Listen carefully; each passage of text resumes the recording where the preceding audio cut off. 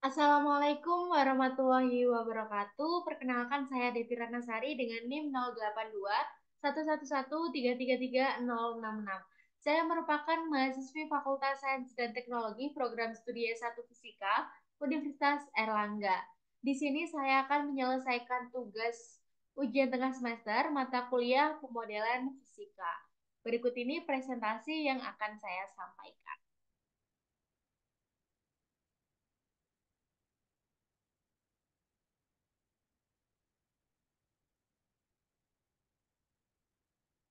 Kali ini saya akan membahas beberapa model beserta definisi dan contohnya. Ada tiga model, yaitu model berdasarkan kaidah, model berdasarkan data, serta model berdasarkan sistem informasi. Apa sih itu model? Model adalah representasi matematis atau konseptual dari fenomena alam atau sistem fisik. Ini menyederhanakan realitas fisika agar dapat dimengerti, dianalisis, dan diprediksi. Dengan model fisika, kita mendapatkan pemahaman tentang fenomena alam dan mengembangkan prediksi akurat untuk masalah fisika. Lalu penjelasan lebih lanjutnya yaitu yang pertama, representasi matematis atau konseptual, di mana model dalam pemodelan fisika dapat berbentuk representasi matematis, seperti persamaan diferensial atau integral, atau representasi konseptual yang mengembangkan hubungan antara variabel-variabel fisik dalam suatu sistem. Yang kedua yaitu tujuan menyederhanakan realitas fisika.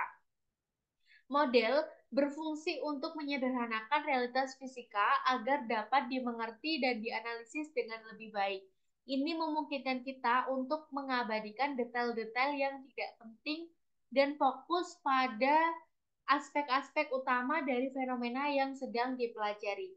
Yang ketiga, memahami, menganalisis, dan memprediksi perilaku sistem fisik, di mana model fisika memungkinkan kita untuk memahami bagaimana sistem fisik berperilaku dalam berbagai situasi, menganalisis faktor-faktor yang mempengaruhinya, dan membuat prediksi tentang perilaku masa depan sistem tersebut. Dan yang keempat, basis untuk pengujian hipotesis dan prediksi. Model fisika sering digunakan sebagai basis untuk menguji hipotesis ilmiah dan membuat prediksi tentang hasil percobaan fisika dengan membandingkan hasil prediksi model dengan data empiris. Kita dapat memvalidasi atau memperbaiki model tersebut. Berikut ini merupakan jenis-jenis model, yaitu ada model berdasarkan kaidah, model berdasarkan data, serta model berdasarkan sistem cerdas. Apa sih itu model berdasarkan kaidah?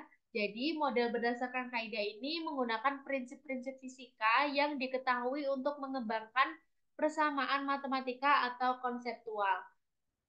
Selanjutnya, model berdasarkan data dibangun berdasarkan data empiris menggunakan teknik statistik untuk analisis data dan memperkuat prediksi. Dan yang terakhir yaitu model berdasarkan sistem cerdas, yaitu menggunakan teknologi kecerdasan buatan seperti machine learning atau sistem pakar untuk mempelajari pola dari data. Yang pertama ada model berdasarkan kaidah. Model berdasarkan kaidah itu sendiri dibagi menjadi dua, yaitu ada model analitis dan model konseptual. Apa sih perbedaan dari dua model ini? Model analitis menggunakan prinsip-prinsip fisika yang diketahui untuk mengembangkan persamaan matematika yang menggambarkan fenomena fisika tertentu. Contohnya adalah model matematika untuk gerak benda dalam medan gravitasi Newtonian. Sedangkan model konseptual berfokus pada gagasan dan konsep fisika untuk menjelaskan hubungan antara variabel dalam suatu sistem. Contohnya adalah model konseptual untuk menjelaskan aliran listrik dalam rangkaian sirkuit.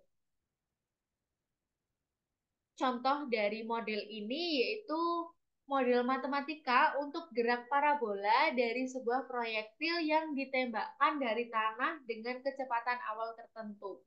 Model ini menggunakan prinsip-prinsip fisika seperti hukum gerak parabola.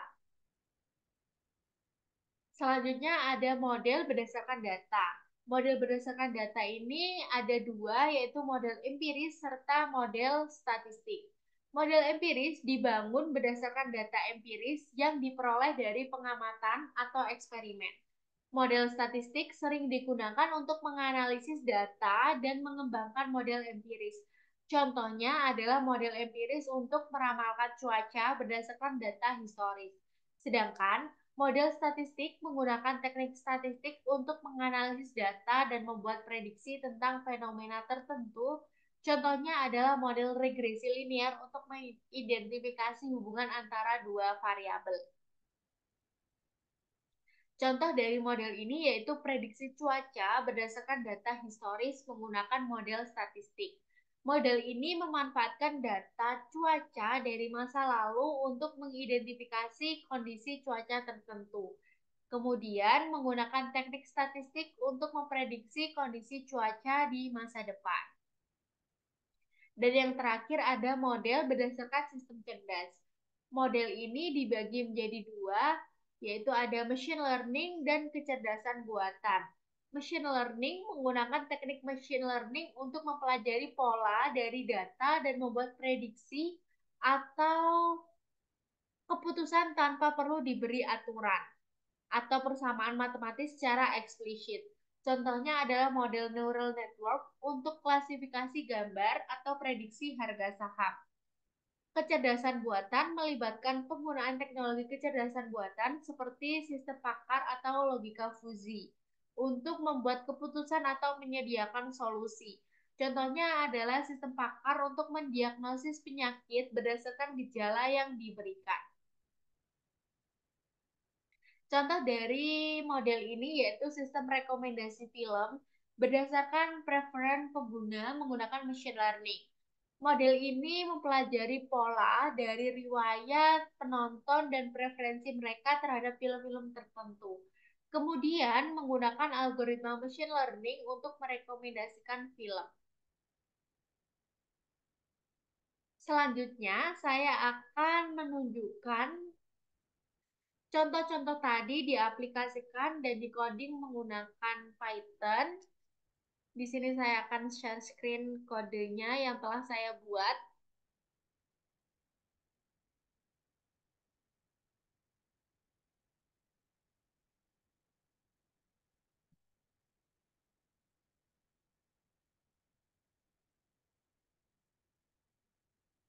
Nah, di sini ada model berdasarkan kaidah. Contoh yang telah saya sebutkan tadi. Caranya yaitu kita harus mengimport numpy as np, lalu kita juga mengimport matplotlib.pyplot as plt. Selanjutnya kita menentukan parameter. Nah, di sini saya menggunakan V0-nya sama dengan 20 atau 20 ini termasuk kecerdasan awal, kecepatan awal maksud saya dalam satuan meter per sekon. Dan di sini juga diketahui theta np.radians 45 atau sudut tembakan radian. Dan di sini juga ada gravitasinya 9,8 dengan satuan meter per sekon kuadrat. Dan T ini merupakan rentang waktu, NP line space, yaitu 0, 3, dan 100. Selanjutnya, menghitung posisi vertikal dan horizontal. X di sini yaitu V0 dikali NP cos theta kali T. Sedangkan Y di sini yaitu V0 kali NP sin theta kali T min 0,5 kali G atau gravitasi dikali T atau rentang waktu kuadrat. Selanjutnya kita bisa plot jalur proyektilnya yaitu plt.plot x, z, plt.x-label yaitu posisi horizontal M, plt.z-label posisi vertikal M, plt.title gerak parabola proyektil, plt grid, lalu kita memunculkan plt.show. Ketika ini di running, dia akan menghasilkan plot grafik seperti gerak parabola. Nah, di sini adalah hasil dari gerak parabola proyektil, di mana ini posisi vertikal dan ini posisi horizontal, dan ini sangatlah sama dengan gerak parabola proyektil. Selanjutnya ada model berdasarkan sistem cerdas. Di sini saya mencari data, yaitu dengan import padas SPD, lalu import NumPy SNP, selanjutnya membuat dataset simulasi. Nah, di sini saya menggunakan reproducibility, NP kali random kali seed 42, ini termasuk jumlahnya. Selanjutnya fitur-fitur dalam datasheet, yaitu 6 stateless sama dengan 1000. Lalu fiturnya di sini saya menggunakan IP address, port, protokol, batch in, batch out, package in, package out, dan duration. Selanjutnya menggabungkan fitur-fitur ke dalam data frame. Jadi fitur-fitur yang telah saya codingkan ini digabungkan fitur-fitur ke dalam data frame, yaitu df sama dengan pd.dataframe atau features. Selanjutnya menambahkan kolom target untuk menandai apakah suatu aktivitas anomali atau tidak. Misalnya, kita akan tandai sebagai anomali jika jumlah byte in atau out melebihi 8000, yaitu df anomali sama dengan np.where df bytes in lebih besar 8000. Lalu df batch out lebih besar 8000 1,0. Selanjutnya kita bisa menampilkan datasheet, yaitu print df.get. Nah, muncullah data IP address, port, protokol, batch in, batch out, package in, package out, duration, and anomaly.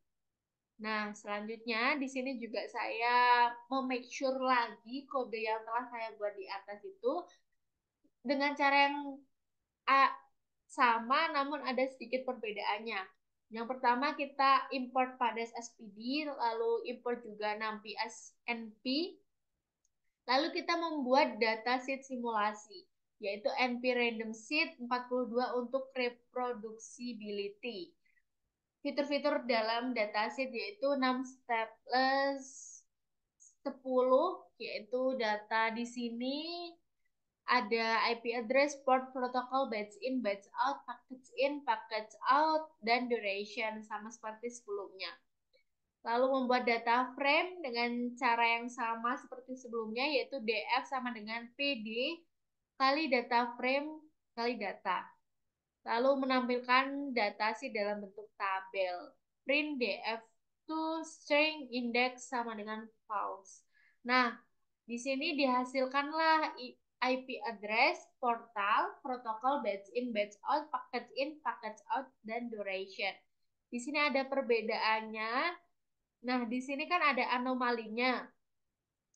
Anomali setiap data yang dimunculkan itu ada. Nah, di codingan kedua saya ini tidak ada anomalinya. Itu merupakan model berdasarkan sistem cerdas. Selanjutnya, di sini dari data-data yang telah diperoleh tadi, ada contoh lainnya, yaitu bagaimana sih cara mengetahui prediksi rating film untuk pengguna dengan sesuai apa yang disukai, yaitu di sini saya mengetikkan from sklearn.liner underscore model import linear regression. Nah, data historis preferensi pengguna, misalnya rating film. X-Train ini adalah rating filmnya dan Y-Train ini adalah film yang direkomendasikan. Nah, di sini untuk rating filmnya saya menggunakan angka 3 4, 5, 2, dan 1. Sedangkan film yang direkomendasikan saya menggunakan angka 8, 9, 9,5, 6, dan 5. Selanjutnya, membuat dan melatih model. Model sama dengan linear regression, lalu model dot fit, X train, Y train. Selanjutnya, prediksi rating film yang akan direkomendasikan untuk pengguna dengan rating 4. Rating pengguna sama dengan 4. Prediksi rating model dot predict rating underscore pengguna. Lalu kita print F di sini prediksi rating film untuk pengguna dengan rating 4. Nah, prediksi underscore rating. Nah, di sini hasilnya yaitu 8,7. Dan yang terakhir ini contoh model berdasarkan data. Di sini yang pertama seperti sebelumnya saya import Padas SPD, lalu langkah selanjutnya membuat data frame dengan data cuaca historis. Nah, datanya ini saya memakai tanggal, temperatur, dan kelembapan yang saya cari di Google. Saya memakai tanggal 1 Januari 2024, 1 Februari 2024, serta 1 Maret 2024. Nah, temperaturnya ada angka 25, 28, dan 23 dengan satuan Celcius. Lalu kelembapannya ini ada 70%, 75%, serta 80%. Selanjutnya df sama dengan pd.dataframe data lah. Lalu selanjutnya kita bisa menampilkan data frame dengan cara print df. Selanjutnya, setelah menampilkan data frame, kita menggunakan statistik sederhana untuk membuat prediksi cuaca di masa depan, yaitu prediksi underscore temperatur df, temperatur dalam satuan Celcius, lalu prediksi kelembapan df, kelembapan dengan persen dot min. Lalu kita bisa print f prediksi temperatur, prediksi underscore temperatur C, lalu kita juga dapat print f prediksi kelembapan persen. Nah, printf ini bertujuan untuk memunculkan apa yang kita perintahkan dalam coding ini. Nah, di sini muncullah tanggal dari prediksi temperatur. Nah, dihasilkanlah prediksi temperaturnya dari data yang telah saya masukkan di codingan ini, yaitu sebesar 25,3333 Celcius. Lalu prediksi kelembapannya yaitu 75%. Nah, itulah merupakan contoh-contoh yang telah saya sebutkan di presentasi tadi di dalam coding Python menggunakan Google Colab.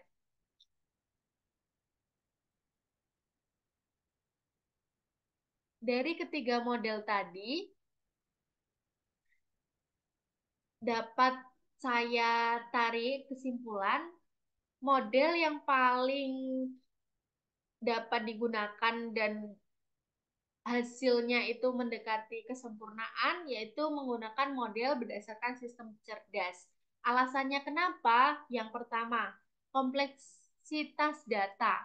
Data yang terkait dengan aktivitas jaringan komputer dapat sangat kompleks dan besar.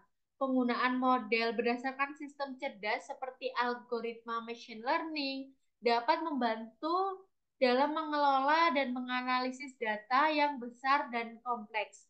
Ini dengan lebih efisien daripada metode analisis tradisional. Nah, alasan kedua yaitu ketidakpastian pola. Walaupun pola tidak pasti, tapi pola serangan siber dapat berubah dengan cepat dan seringkali sulit untuk diidentifikasi secara manual.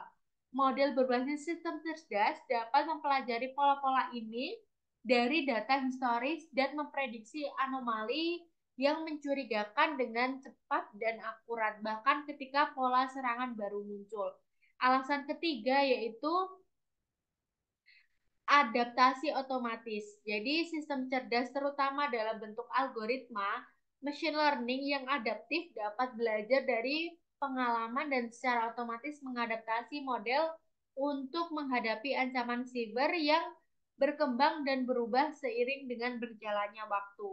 Dan yang terakhir, deteksi real time. Dengan model berbasis sistem cerdas yang diperbarui secara real time, sistem deteksi anomali dapat memberikan respon yang cepat terhadap serangan cyber yang sedang berlangsung, mengurangi kerentanan sistem dan kerugian yang mungkin terjadi.